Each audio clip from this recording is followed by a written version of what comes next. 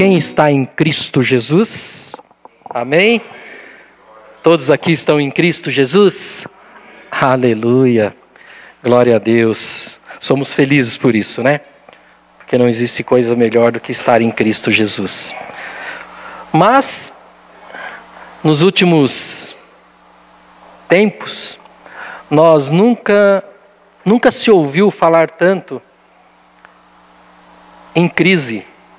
Deixaram um pouco de falar em Cristo, estão se falando em crise, né? E crise em todas as áreas, né?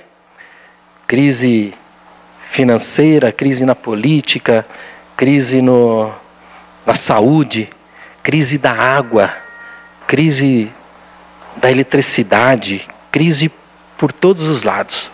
O que mais se fala hoje é em crise.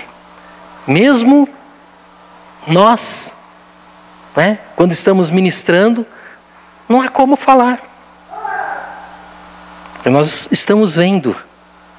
E o povo de Deus, ele está sendo participante desta crise. Porém, também nunca se pregou tanto em vitórias e prosperidade como antes. Estão se falando muito em crise, mas também nunca se pregou também em tantas vitórias, prosperidade. Você vai receber a vitória, você vai receber a prosperidade. Essa situação vai mudar. Nunca se pregou tanto. Mas uma coisa que tem se falado pouco, é a maneira como sair da crise e alcançar a vitória. É muito fácil nós chegarmos aqui e falar que existe uma crise mundial, existe uma crise no país, que talvez você está passando por uma crise. Muito fácil também falar para você que Deus vai te prosperar, que Deus vai te dar a vitória. E isso é fato, isso é verdade, porque Ele tem poder para isso. Mas já se torna um pouco mais difícil de te ensinar como sair da crise e como receber a vitória em Cristo Jesus. A realidade é uma só. Quem estava aqui no culto da semana passada, o pastor trouxe uma mensagem que está em Mateus 24, que diz que quando você começar a ouvir de guerras, nação contra nação, pai contra filho, pestes, terremotos em todos os lugares, foi o que nós ouvimos a mensagem passada, ainda não é o fim, diz que é o princípio das dores. Não é verdade? Nós ouvimos a semana passada que é o princípio das dores. Mas nós cristãos, nós temos que ter a consciência que nesses últimos tempos, a luta, ela já passou do plano físico.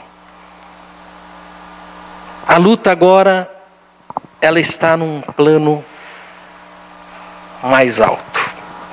Nós sempre ouvimos falar que nossa luta não é contra a carne, nem contra o sangue, nem potestades e principados.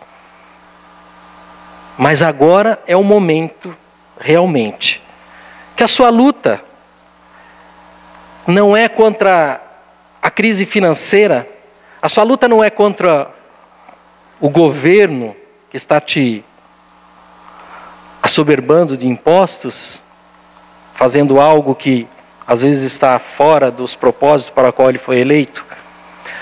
A sua luta agora, alguém peleja por você. Não adianta mais você, com a força do seu braço, tentar resolver as situações e obter a vitória e a prosperidade que você tanto almeja. A sua luta agora não é contra aquele que veio para roubar você. A sua luta agora não é contra aquele que está assolando a sua vida financeira. Esta luta já saiu das suas mãos. Essa luta é de Jeová Rafá. ou melhor, de Jeová Jiré, é o Deus que prospera. Em Deuteronômio 1:30, se você puder abrir, Deuteronômio,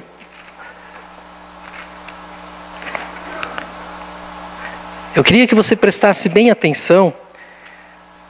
Como eu disse, você vai prosperar, você vai ter a vitória, como você já ouviu muitas vezes, mas eu quero te dizer como alcançar essa vitória e como alcançar essa prosperidade.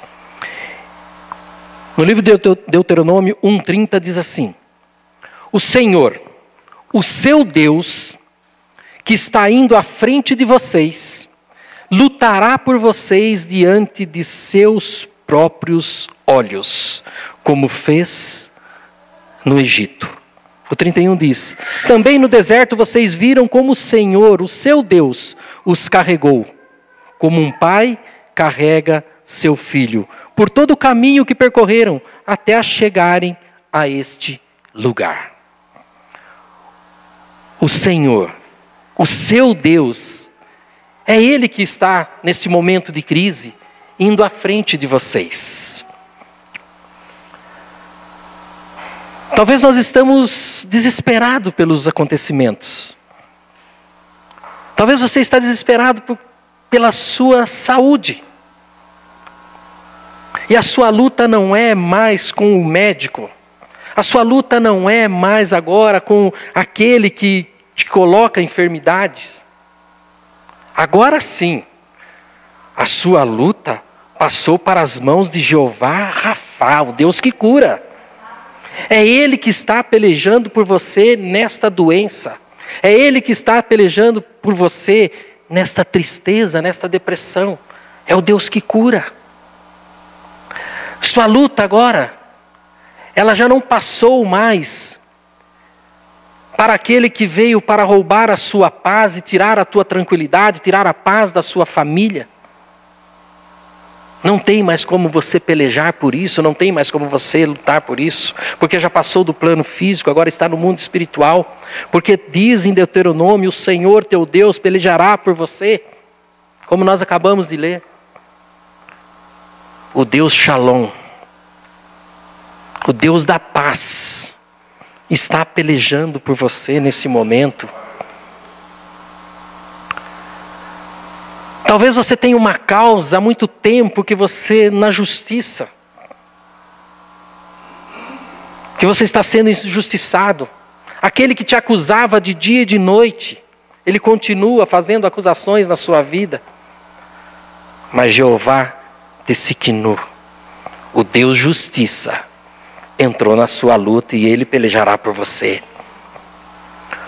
O fato é que Deus, Ele sempre preparou uma virada em benefício da humanidade. E hoje é o dia da sua virada. Hoje é o dia que Deus preparou para virar a sua situação. Hoje é o dia da sua virada. Um dia Deus criou o homem e planejou, teve planos excelentes para a vida do homem. Mas nós conhecemos a história que Satanás, através da astúcia da serpente, tentou frustrar os planos de Deus. Ora, mas Deus sempre preparou uma virada. Deus sempre preparou uma virada para a humanidade. Sempre preparou uma virada para mim e para você. E nesse momento, Deus vê que a terra está corrompida. Que os planos que Ele tinha planejado para o homem, momentaneamente, estavam frustrados. Imediatamente Ele preparou a virada. Enviou seu Filho Jesus para que nós fôssemos resgatados novamente. A Bíblia Sagrada, ela está repleta de exemplos de pessoas que em determinado momento experimentaram dores, fracassos, experimentaram desespero, experimentaram todos os tipos de dores, mas em um momento, o agir de Deus em seu favor, milagrosamente os transformou e houve uma virada em sua vida e passaram a ter uma vida próspera e vitoriosa. Muitos exemplos. Temos a vida de Davi, um pastor de ovelha, que em um momento Deus olha para ele e vê que ele era segundo o coração de Deus. E Deus faz uma virada na vida dele. Deus nunca te abandonou. Ele está olhando para você. E o dia da sua virada está próxima. José foi vendido pelos seus próprios irmãos. Talvez você tenha estado abatido por traição na sua própria família. Nós sabemos o que José passou. Foi levado escravo. Mas Deus trabalhou na vida dele. Por mais sofrimentos que ele tenha passado, a ponto de chegar a ir até a prisão. Por mais sofrimentos que você tenha passado, e talvez você esteja falando nessa manhã, mas eu cheguei no fundo do poço. Deus tem uma virada para a sua vida. Assim como foi na vida de José. Jó era o mais rico do Oriente. Mas num determinado momento, as coisas mudaram na vida de Jó. Num determinado momento, as coisas mudaram na minha e na sua vida. E talvez você pense que Deus te abandonou, que Deus esqueceu de você. Mas eu quero te dizer que a glória da segunda casa é maior que a primeira. No livro de Jó, no capítulo 42,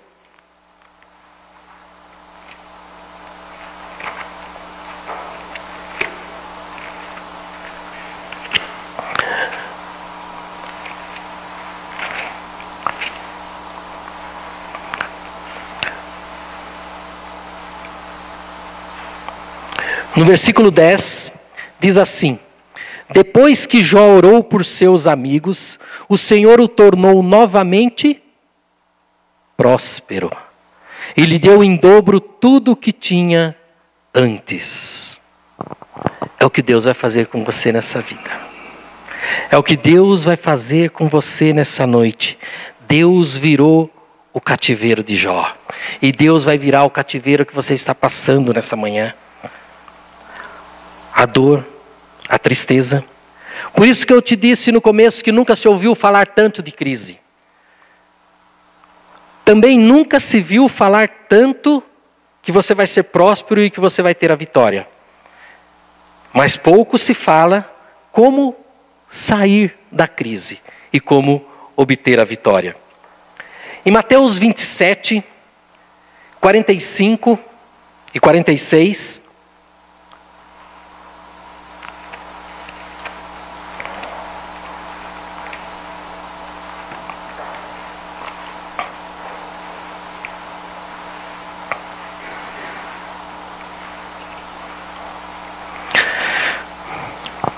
No 45 diz assim,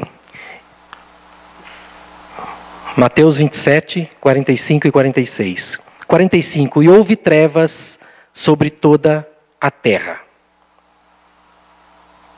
do meio-dia às 3 horas da tarde. Pode estar vendo trevas na sua vida. Pode estar se vendo trevas nas suas finanças, na sua casa, na sua paz, na sua mente, na sua saúde. E diz no 46, por volta das 3 horas da tarde, Jesus bradou em alta voz: Eloi, Eloi, yama sabachthani. Ou algumas versões disse, Eli, Eli, lema sabachthani, que significa: Deus meu, por que me desamparaste? Talvez você não tenha falado em alta voz. Talvez você não tenha clamado um brado como Cristo clamou. Mas muitas vezes no seu pensamento você tem dito: Deus meu, por que o Senhor me abandonou? Talvez você esteja sentindo o abandono de Deus. Tenha clamado: Deus meu, por que tu me abandonaste? Jesus, nesse momento, ele estava experimentando a separação de Deus Pai para se tornar substituto do pecado.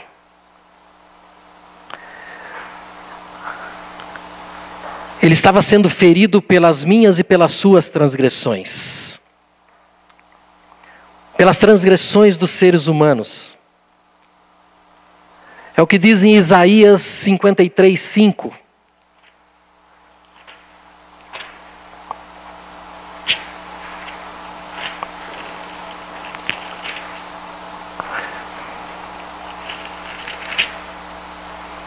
Mas foi transpassado por causa das nossas transgressões.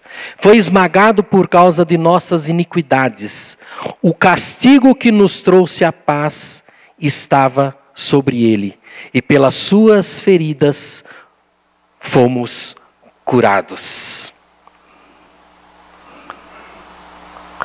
Jesus se dá em resgate de muitos.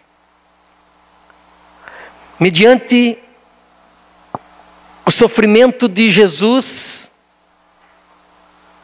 talvez aquilo que você tinha na sua mente, que Deus meu, por que me desamparastes? Eu quero te dizer uma coisa: o preço já foi pago.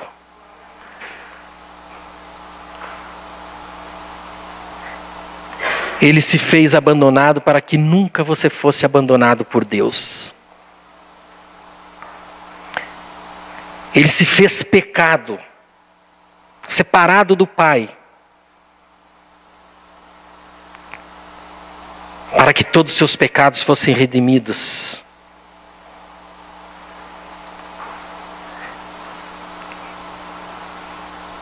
Todas as suas dores, todo o seu sofrimento, Ele carregou sobre os ombros dele. E hoje Ele disse para você não andar cansado, abatido, sobrecarregado. Porque o fardo dele é leve, o jugo dele é suave. E diz para você aprender dele, que é humilde e manso de coração. Quando encontramos em Cristo, quando nós estamos em Cristo, o nosso sofrimento chega ao fim. E é por isso que eu estou te dizendo, e insisto, nunca se ouviu falar tanto em crise e em problemas. Nunca se ouviu falar tanto em vitórias e prosperidade. Mas a chave para alcançá-la é que você esteja em Cristo Jesus. É muito simples eu chegar até a igreja. É muito simples eu assistir o culto. Mas quando eu sair daquela porta para fora, eu não tenho mais Jesus na minha vida. Tudo que eu falei para você de prosperidade que você vai receber, tudo que eu falei para você de vitória que você vai receber, vai ser cancelado pela sua atitude. Porque quando nós encontramos Jesus verdadeiramente, o sofrimento acaba. Você lembra daquele endemoniado de Gadareno? Aquele homem que se prendia em grilhões, vivia em cemitério. Mas quando ele tem um encontro com Jesus, o sofrimento dele acabou. Quando ele tem um verdadeiro encontro com Jesus, ele não sofreu mais. Aquele leproso de Mateus 5, que quando ele chega e Jesus fala assim: Jesus, se o Senhor quiser, eu vou ser limpo. Jesus teve compaixão daquele homem e disse: Eu quero ser limpo. Talvez você esteja, Jesus, se o Senhor quiser, o Senhor restaura a minha sorte, a minha saúde, a minha finança, a paz no meu lar. O Senhor tira o meu filho da droga. O Senhor cura o meu filho, cura a minha família. O Senhor faz algo tremendo no meu trabalho, na minha profissão. Se o Senhor quiser, Jesus, talvez você esteja perguntando hoje, Jesus, se o Senhor quiser. E Jesus está te dizendo para você nessa manhã, eu tenho compaixão de você, eu quero. Receba a vitória, receba a prosperidade, receba a paz, receba a alegria. A partir de hoje você não tem mais depressão. Jesus quer. Ele quer, Ele sempre quis. Por quê? Porque Ele tem compaixão de nós. Ele já pagou o preço pela minha e pela sua vida. Uma mulher que há 12 anos sofria de uma hemorragia. Mas ela foi até Jesus para tocar em Jesus. Será que quando nós estamos no nosso sofrimento, nós estamos indo até Jesus e verdadeiramente tocar em Jesus? Como nós devemos tocar, se arrepender das nossas faltas, dos nossos pecados e tocar em Jesus? Jesus tem virtude para a minha e para a sua vida. E quando aquela mulher toca em Jesus, Jesus imediatamente diz: quem me tocou? Talvez na madrugada, quando você acorda, do nada. É nesse momento que você tem que ir e tocar em Jesus. E Jesus imediatamente vai falar: quem me tocou? Quem me tocou? Porque de mim saiu virtude. Eu estava aqui à destra do Pai. E de repente alguém me tocou. Alguém me chamou. E Jesus imediatamente diz: sê curada, porque a tua fé te salvou. Queridos, aquela mulher precisou empreender esforços para nós alcançarmos a vitória, para nós sairmos da nossa crise que nós estamos envolvidos pelo mundo de hoje. Temos que ter esforços. Uma multidão te aperta. Aquela mulher estava apertada por uma multidão de pessoas, mas ela não mediu esforços. E foi passando por aquela multidão até chegar e tocar na orla de Jesus. Talvez uma multidão de problemas te apertam hoje. Uma multidão de dívidas, uma multidão de pensamentos ruins, uma multidão de dores físicas e emocionais. Talvez uma multidão te aperta hoje. Qual seria a multidão que hoje está te apertando? Qual seria? Jesus nessa manhã está te falando: toca em mim. Deixa de lado a multidão. Não pense mais nela. Toque em mim. Mas para isso, para que alcancemos essa vitória, para que possamos sair da crise. Imagine você, que hoje você pega seu carro e você escolhe um caminho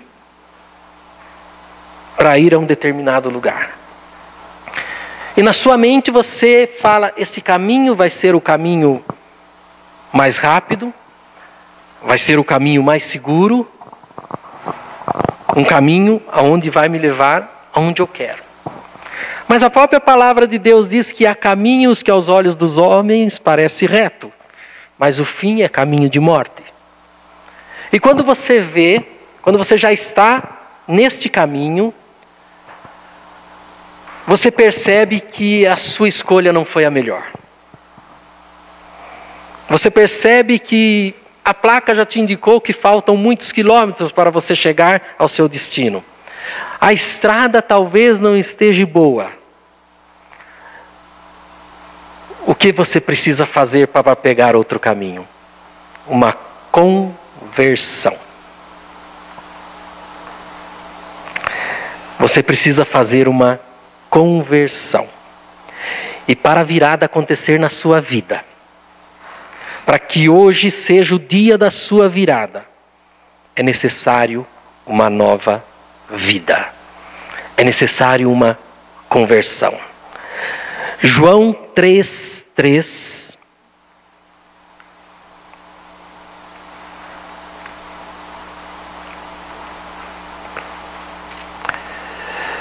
Jesus respondeu e disse-lhe: na verdade te digo, que aquele que não nascer de novo, não pode ver o reino de Deus. Nascer de novo. Quando nós aceitamos Jesus como nosso Senhor e Salvador Jesus Cristo, descemos as águas, fomos batizados, sepultamos os nossos pecados, nascemos de novo. Mas talvez no curso da nossa vida, depois que nós nascemos, nós começamos a nos alimentar de coisas que não eram muito boas para o nosso corpo. Quando nascemos no físico, nós temos uma alimentação saudável, que a mamãe dá, a papinha no horário certo, tudo direitinho, tudo regrado. Mas no decorrer da sua vida você vai se alimentando da maneira que você mesmo acha que deve se alimentar. E isso vai sendo prejudicial ao seu corpo físico. No mundo espiritual também é a mesma coisa. Naquele momento que nós nascemos de novo, nós somos nova criatura, recebemos um alimento saudável, e a nossa vida espiritual ela está muito boa. Nós estamos no fogo. Mas no decorrer do tempo você não vai se alimentando mais. Você vai deixando um pouco de orar. Você vai deixando um pouco de ler a palavra. O alimento seu já se torna outro. O alimento seu já se torna talvez um programa de televisão. O alimento seu talvez se torna alguma outra coisa que a vida e que o mundo te oferece. E isso também vai te fazendo mal para a sua vida espiritual. E Jesus nos afirma que na verdade vos digo, que aquele que não nascer de novo, não pode ver o reino de Deus. E o reino de Deus estabelecido aqui na terra é paz, alegria, prosperidade, saúde. Este é o reino de Deus. Mas você não pode ver o reino de Deus se realmente você não estiver nascido da água e do Espírito. Voltando ao exemplo do carro, mas naquele momento, quando você percebe que aquele não foi o melhor caminho escolhido, antes de você fazer a conversão, você tem que se arrepender do caminho que você está seguindo. Quando eu começo a seguir aquele caminho, eu falo, puxa, me arrependo de ter pegado isso aqui. Eu deveria ter pegado a outra rodovia. Eu deveria ter pegado a outra estrada. O arrependimento. Não podemos obter a vitória e não podemos sair da crise se não tiver o arrependimento. 2 Crônicas 7:14 diz assim: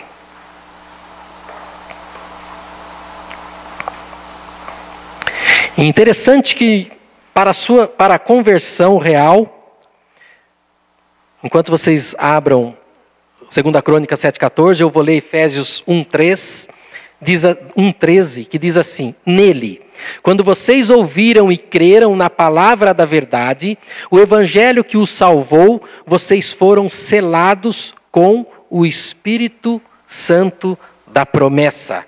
Nós somos selados com o Espírito Santo da promessa.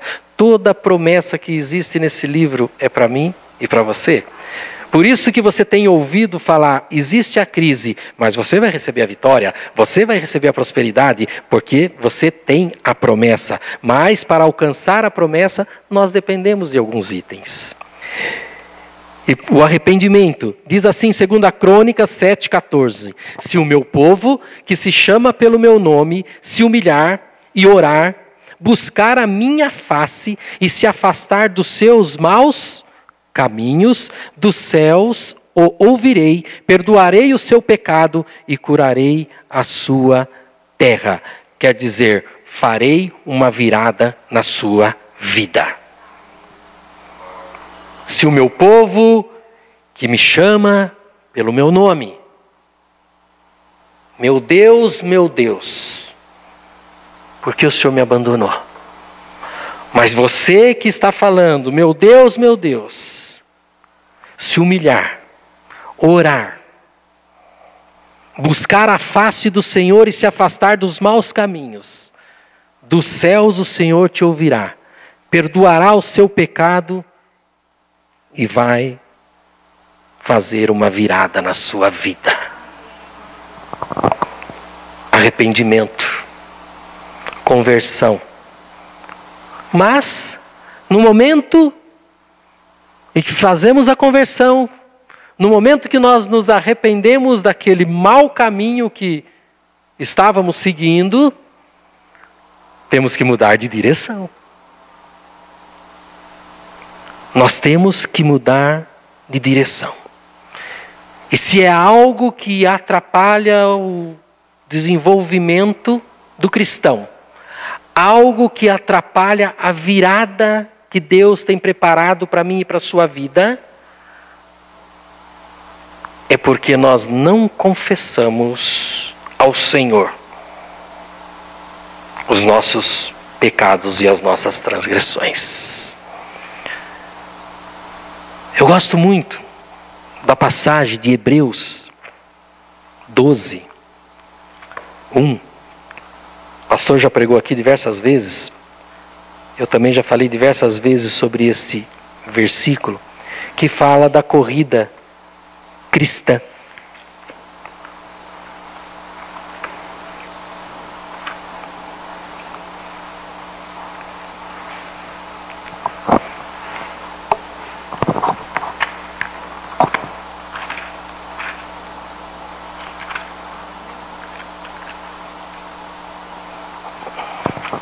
Hebreus 12, 1.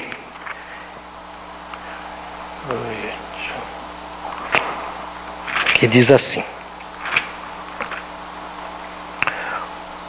portanto, também nós, uma vez que estamos rodeados por tão grande nuvem de testemunhas, livremo-nos de tudo o que nos atrapalha e do pecado que nos envolve, e corramos com a perseverança a corrida que nos é proposta. No começo do 2 diz, tendo os olhos fitos em Jesus. Tem alguma versão que fala assim, livrando-se do pecado, do peso e do embaraço. Talvez tenha algo que está atrapalhando nós vivermos uma virada. E esse algo às vezes não é o pecado. É um embaraço. Um embaraço. Você é muito dado a atividades que às vezes se atrapalham no momento de você tirar um tempo para orar. Daniel, por exemplo, era governador. Mas todo dia, às 3 horas da manhã, ele ia na janela, virado para Jerusalém e orava. Ele tinha o tempo. Nada. Não tinha nenhum embaraço que o atrapalhasse de adorar a Deus. Talvez nós estamos fazendo algo que não é pecado, mas está te atrapalhando de ter um verdadeiro encontro com Jesus e tocar na orla dele, para que a virtude do Senhor venha na sua vida. Não é pecado, mas é embaraço. Temos que pedir a Deus que nos mostre, Senhor, o que está atrapalhando. Puxa vida, eu não peco, eu ando uma vida direitinho. É um engano. Mas Satanás coloca o embaraço, para que você não tenha uma carreira cristã vitoriosa. Ou às vezes é um peso. E um peso que às vezes nós carregamos já de anos. Temos relato de pessoas que foram molestadas sexualmente quando criança. E ainda tem aquele peso e não se livraram daquilo. Pessoas que foram traídas no seu matrimônio e tem aquele peso ainda na sua vida. Não é pecado. Ela não está em pecado, mas aquilo pesa. Ela não consegue desenvolver a vida cristã, porque sempre na hora da oração vem aquele peso sobre ela. E é onde que Paulo está falando. Se livra do peso. Se livra do embaraço. Imagine o atleta, a pastora hoje na hora da corrida, o pastor coloca uma mochila de 20 quilos nas costas dela. Peso. Não vai conseguir a corrida. O nadador, na hora dele, coloca um peso na perna dele. Ele não vai conseguir. Peso atrapalha o atleta cristão. Temos que tirar o peso para mudar de direção. Algo que está atrapalhando a sua vida. Algo que não está deixando que Deus faça a virada que Ele mesmo prometeu. Em Isaías 59, 2...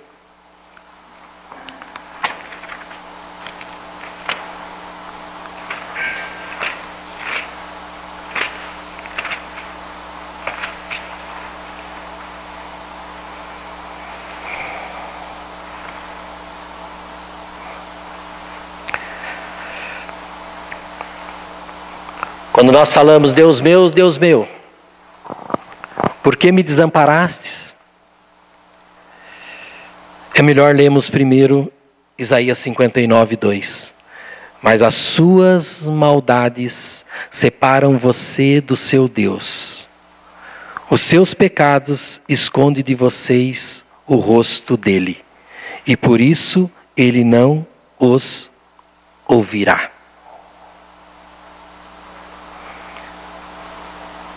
Se o meu povo que se chama pelo meu nome se humilhar e orar e buscar a minha face e se desviar dos seus maus caminhos, eu ouvirei.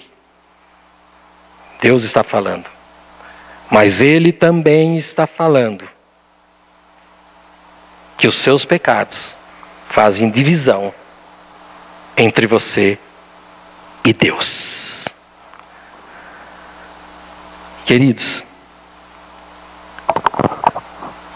a vitória de Deus foi feita para mim e para você. A prosperidade que Deus tem para entregar é para mim e para você. O Jeová Jiré, o Deus que provê, o Jeová Rafá, o Deus que cura, o Deus nossa bandeira, o Deus nossa justiça, o Deus Shalom, nossa paz, Adonai, grande Deus. Diz que Ele está com as mãos estendidas. O pastor Maurício leu hoje aqui, as mãos do Senhor está sobre nós. As mãos do Senhor está sobre nós. Diz que a chave da vitória está em nossas mãos. Mas talvez nós estamos colocando na fechadura errada. A oração é a chave da sua vitória. Quanto tempo você tem gasto com a oração? Quanto tempo você tem gasto na presença de Deus? E não muitas vezes apenas para pedir, mas apenas para agradecer de tudo o quanto Deus tem feito em nossas vidas. O quanto Deus tem te livrado de situações que talvez você poderia nem mais estar aqui. Que nessa manhã nós possamos fazer uma oração assim como Jabes fez. A oração de Jabes, ele apenas fez 3 pedidos. Na oração de Jabes, em 1 Crônicas 4:10, pode abrir.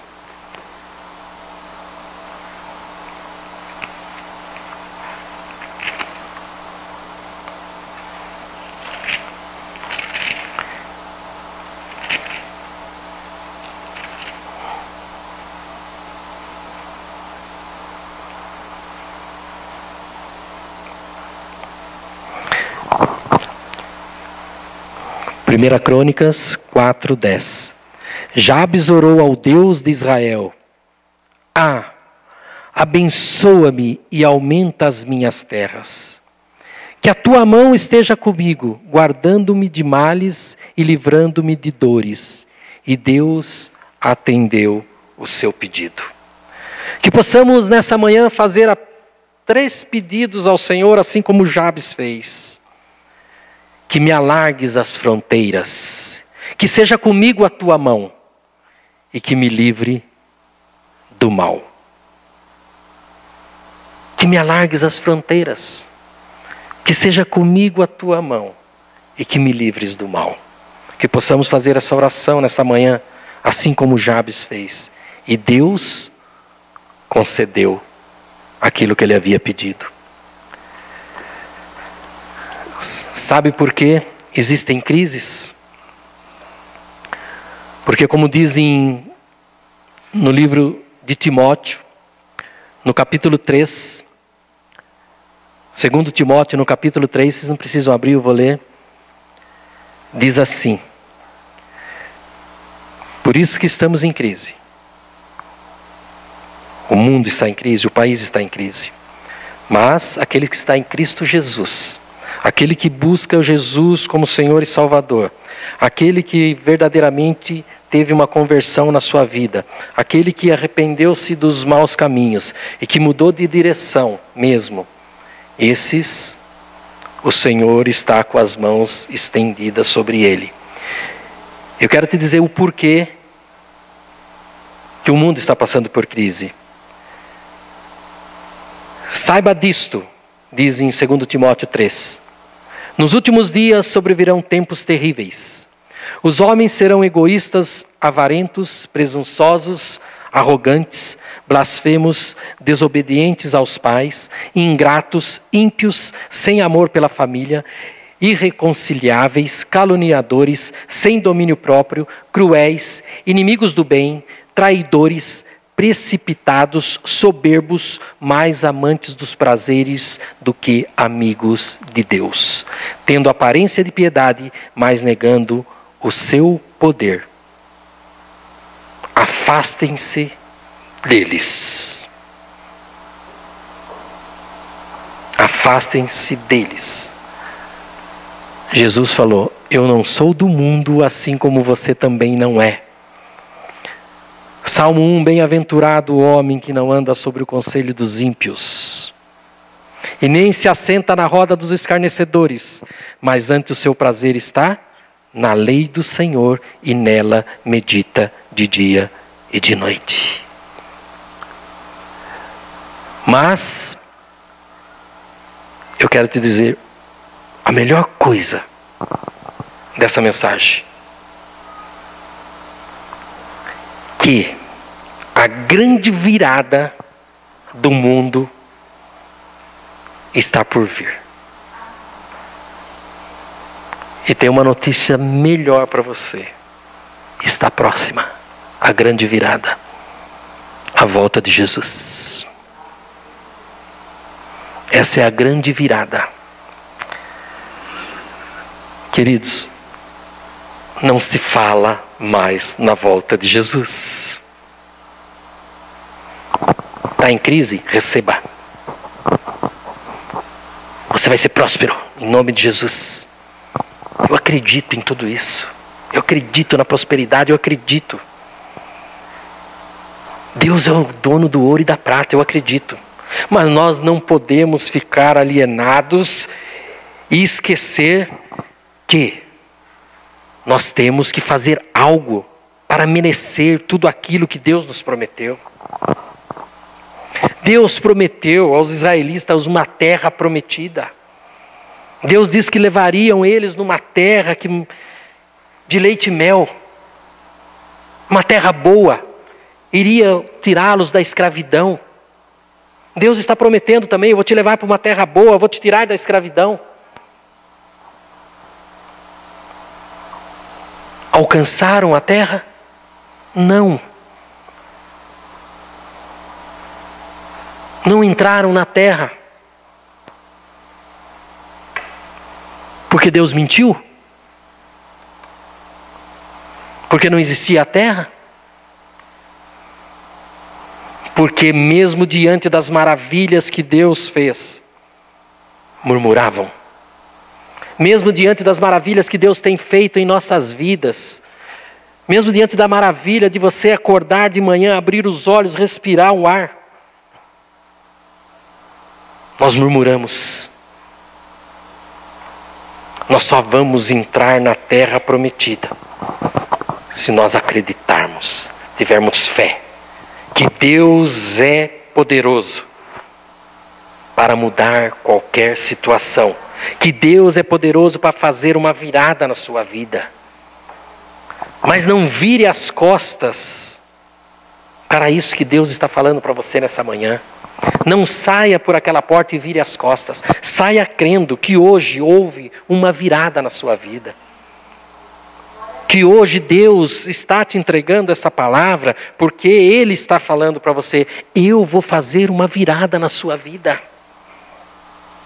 Não importa qual seja a situação, qual seja o problema. Apenas eu te peço, siga o caminho correto.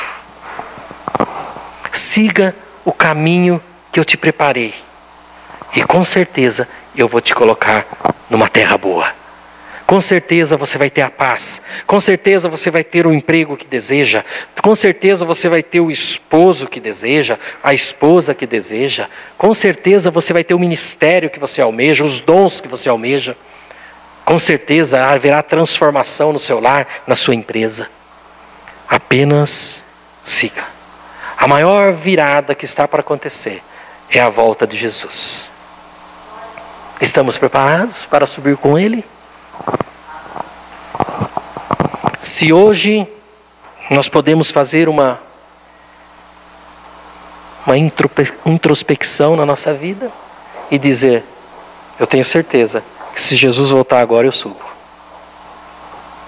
Nós temos que ter essa certeza.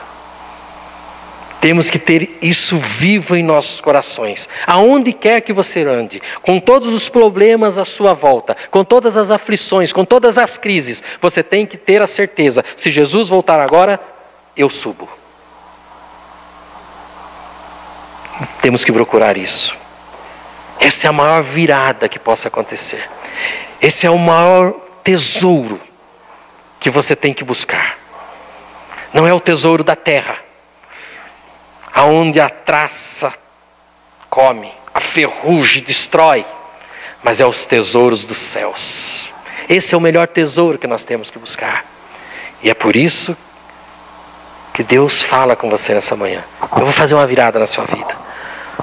Antes mesmo de eu voltar, você vai comer o melhor dessa terra. Antes mesmo de eu voltar, você vai viver o melhor dessa terra. Antes mesmo de eu voltar, você vai ter o melhor carro, a melhor casa, a melhor família. Os seus filhos serão abençoados. Você vai ter um emprego próspero. Você vai ter paz, vai ter felicidade. E muito mais. Vai fazer discípulos. Muito mais. Você vai trabalhar em meu nome. Você vai curar em meu nome. Você vai expulsar demônios em meu nome, porque eu vos dou ainda, depois de tudo isso, depois de eu te der toda a prosperidade, tudo, eu ainda vos dou poder. Poder. Você quer uma virada na sua vida nessa manhã? Levanta do seu lugar, vem aqui na frente. Com o coração aberto, fala: Senhor, eu quero uma virada na minha vida. Senhor, eu desejo uma virada na minha vida. Senhor, eu te peço que alargue as minhas fronteiras, que a tua mão esteja sobre mim e que me livres do mal.